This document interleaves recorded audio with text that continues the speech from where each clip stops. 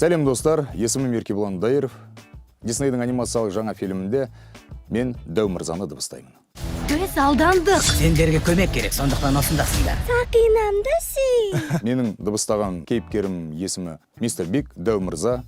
Өзі кішкентай болса да, бәрін бүкіл қаланы уысында ұстап отырған криминалдық авторитет.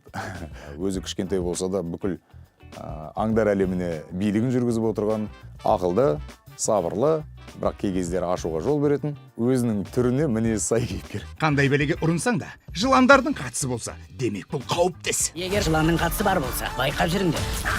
Бізді жеткізіп тасташы. Жоқ. Бір нәрсені анық айталым, өзінің отбасын жақсы көруді үйретеді, өзінің семьясын, отбасын жақсы көруді. Қанша ол қылмыс әлемінің дөкейі болса да, ол өзінің отбасын өте жақсы көреді. Жақсы семьянин, біздің тілмен айтқанда. Аңдар шаһарында құпия рептилия популяциясы бар. Ой бұл, жоқ. Өзіңнің даусың арқылы кейіпкердің мінезін табу, характерін беру, сол қызығы, ал қиыны оны іздеп табу. Түлкі мен жыланның көзін құрдыңдар. Бұл жердегі басты кейіпкердің бірі түлкіні дыбыстағым келді. Егер сондай мүмкіндік беретін болса, мен сол түлкіні дыбыстар едім. Неге? Өйткені оның мінезі сан қырлы. Түлкі болғаннан кейін аң ретінде мінезін әдемі ашқан, әр ситуацияда кез келген сәтте өзін неше түрлі ұстайды. Оның мінезі непредсказуемый дейміз бе, солай деуге болады.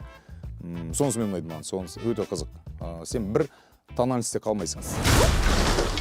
Кешір, Пол.